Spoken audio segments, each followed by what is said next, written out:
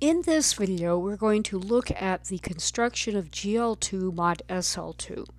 Well, we're going to start with a review of the basic definitions.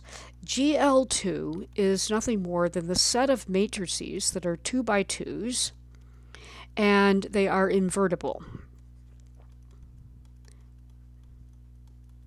Now, invertible means that you have an inverse, and in the last video we saw that you're invertible if and only if your determinant is not 0.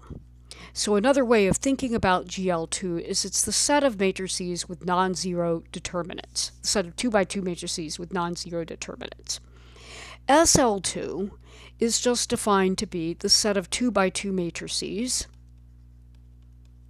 such that the determinant of the matrix is actually equal to 1. And since 1 is not 0, it's very easy to see that SL2 is a subset of GL2.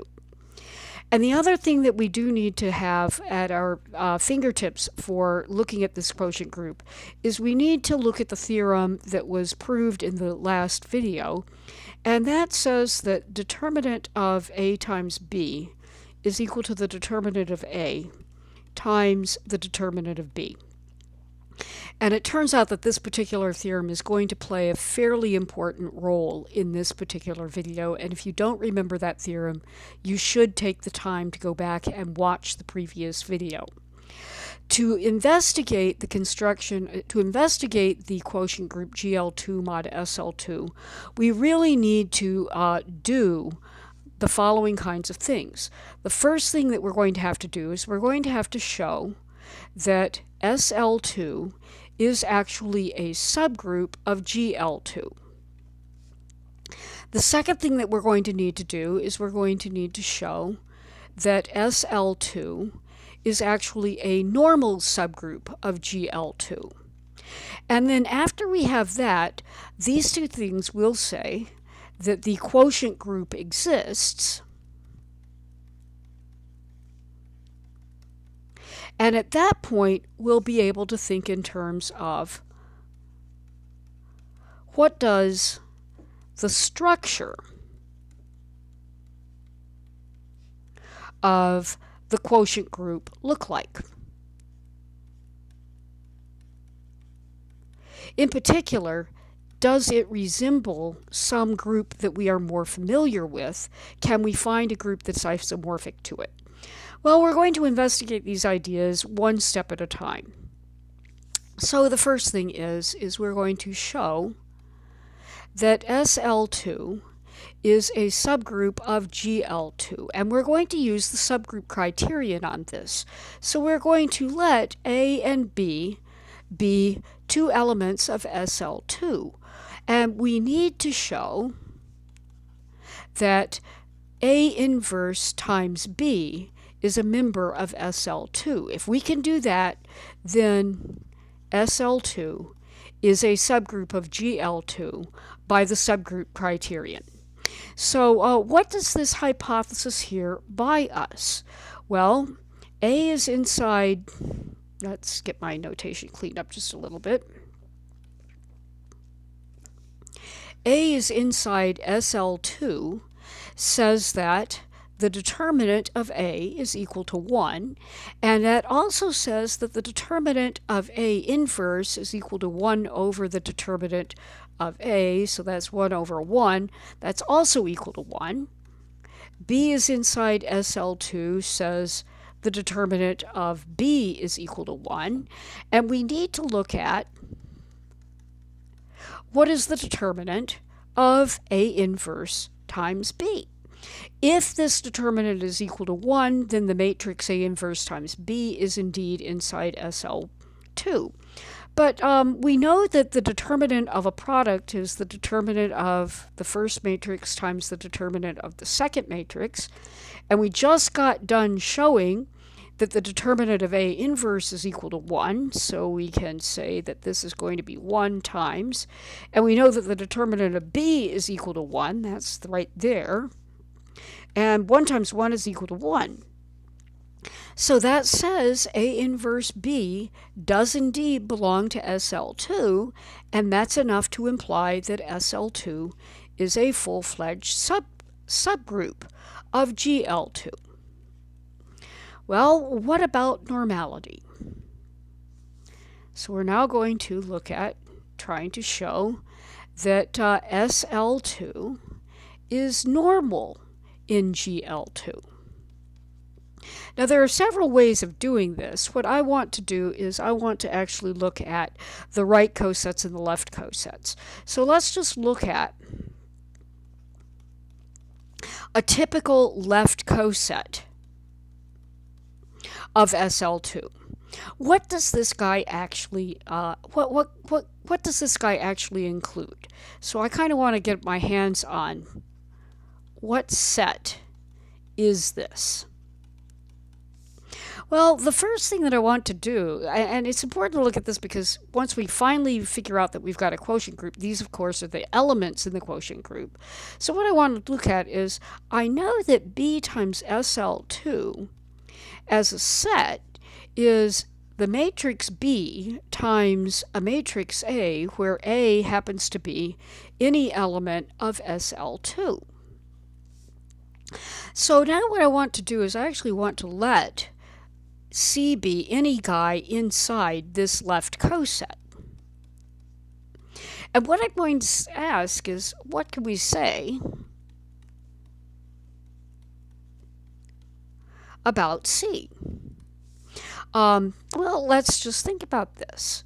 The determinant of C is going to actually be the determinant of B times A for some A inside SL2, and that's because C being inside the left coset says C is equal to B times A for some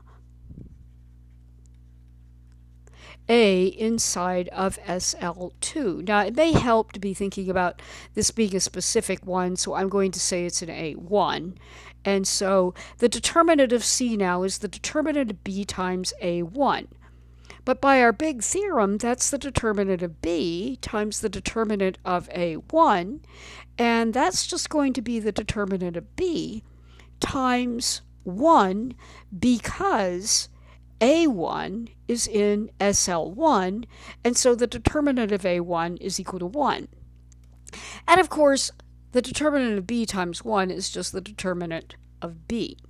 So what we now know is this. If C belongs to the left coset B times SL2, then it turns out that the determinant of C is actually equal to the determinant of B. Well, this brings up the natural question.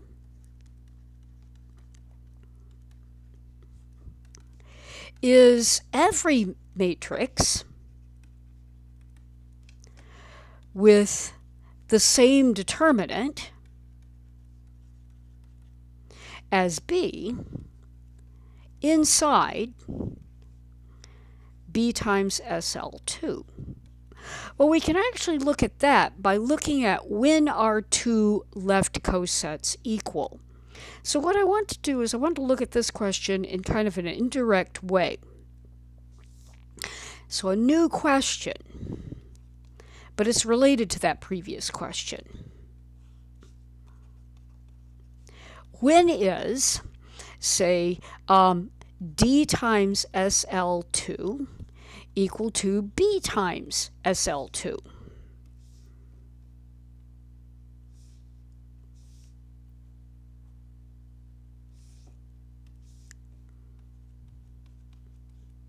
Well, we know a lot about left cosets. I want to recall for any group G and any subset H that if we have H is a subgroup of G, then we know that G1 times H is equal to G2 times H if and only if the inverse of one of them times the other one lands inside the subgroup. And if I use that particular theorem and I apply it to this particular case, we get the following result. D times SL2 is equal to B times SL2 if and only if D inverse times B belongs to SL2. But the only way that you can belong to SL2 is if your determinant, so the determinant of D inverse times B, has to be equal to 1. But the determinant of D inverse times B is the determinant of D inverse, and so we times the determinant of B. So we have the determinant of D inverse is equal to the determinant of, let me state that more clearly. The determinant of D inverse times the determinant of B is equal to 1. And that says that the determinant of D inverse is 1 over the determinant of B, and that's going to be enough to say that the determinant of D itself is going to have to be equal to the determinant of B, and the reason why is that the determinant of D inverse is known to be 1 over the determinant of D. And so that we have this fraction here has to be the same as that fraction there, and that lets us conclude this. So what this really does say is that, and I want to scroll upwards just so slightly, we know that we know that, so that the net result of this whole set of calculations is that the matrix D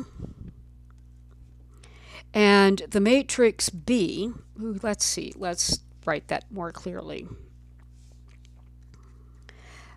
The matrix D and matrix B have same left coset if and only if they have the same determinant. And it's worth noting that you also have the same left coset if and only if you're in each other's coset. So it's also worth remembering that D times SLB, or rather SL2, equals B times SL2 happens also if and only if D belongs to this particular coset, and vice versa. And the net result of all of this is that, and so I want to kind of put this down as a net result. The net result is that this left coset is indeed going to contain all of the matrices inside the, actually let me write that as all of the matrices in GL2,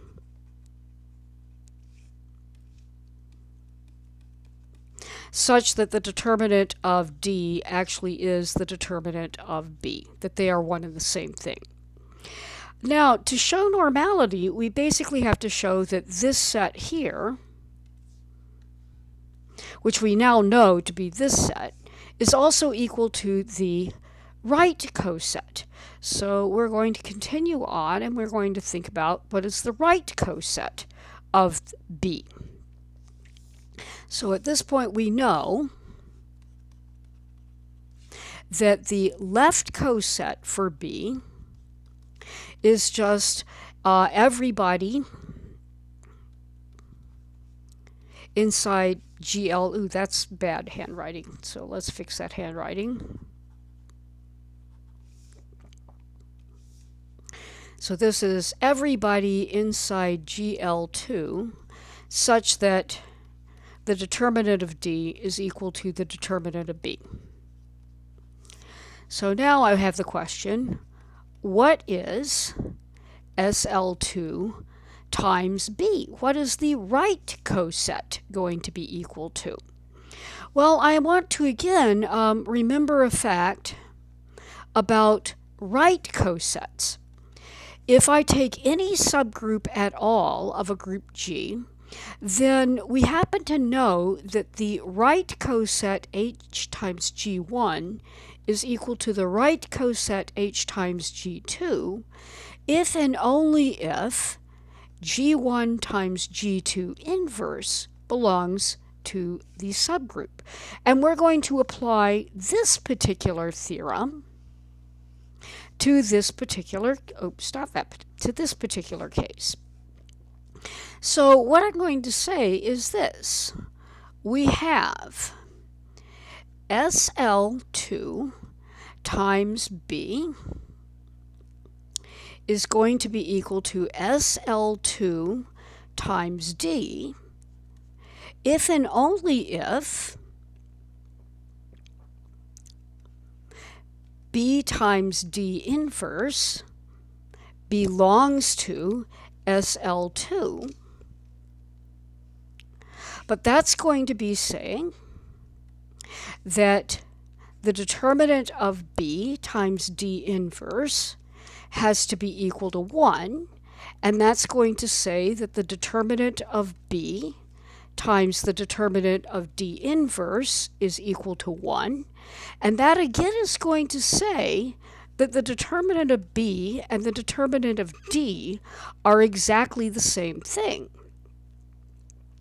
And what this also implies is that if a particular matrix happens to have the same determinant of B as B does, then that matrix is indeed going to live inside the right coset of SL2 with representative B.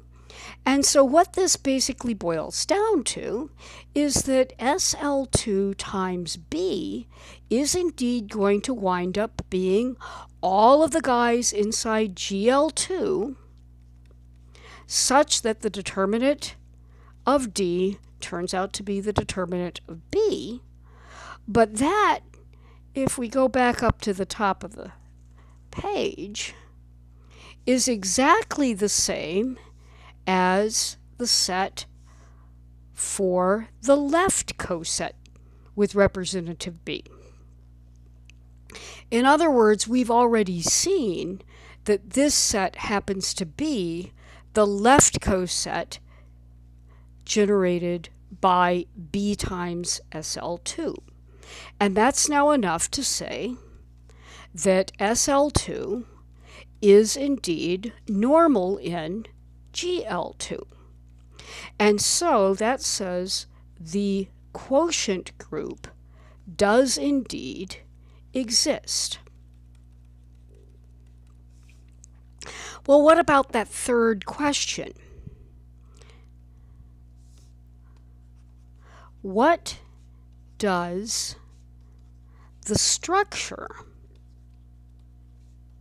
of GL2 mod SL2 look like? Now for this, what we're going to do is we're going to actually experiment in a couple of different ways. One thing that we happen to already know is that if I take two invertible matrices, then because SL2 is normal in GL2, I know that A times SL2 times with B SL2 is indeed going to be AB times SL2. And I know this operation is well defined, and it is a group operation. The second thing that I know is that the determinant of AB is equal to the determinant of A times the determinant of B. And the third thing I know is, of course, that the determinant of A and the determinant of B, they are both elements of the set of non-zero real numbers.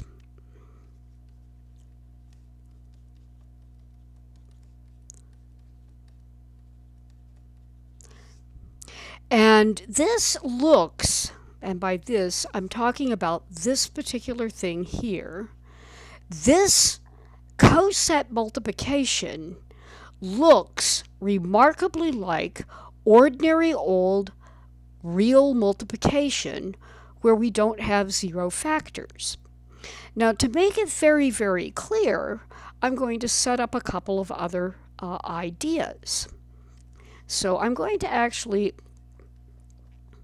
let the proper name for this guy is something like ER with a special set of subgroup, but I'm just going to call him ER. ER is going to be the matrix R001, where R is in the set of non-zero real numbers. Now, it's easy to see that the determinant of ER is just R. And so this guy is in R star, so ER is inside GL2. And the left coset of ER times SL2 is nothing more from the remarks that we've already seen. This is just the collection of all of the matrices inside GL2 that happen to have determinant equal to the determinant of ER, but the determinant of ER is just R.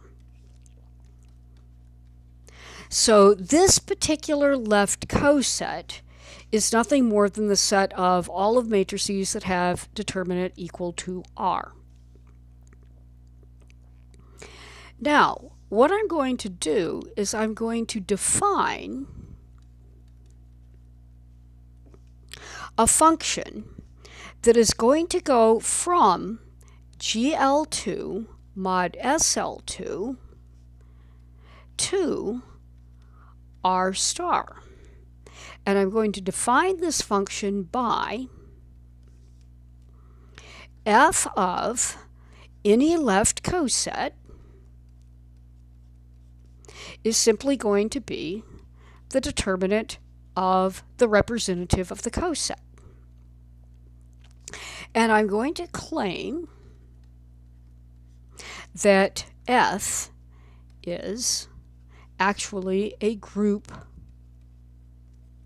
isomorphism. Now, because of the length of this particular video, I think I'm going to cut the video here, and we will do the proof of this particular thing in the next video. So the proof in next video.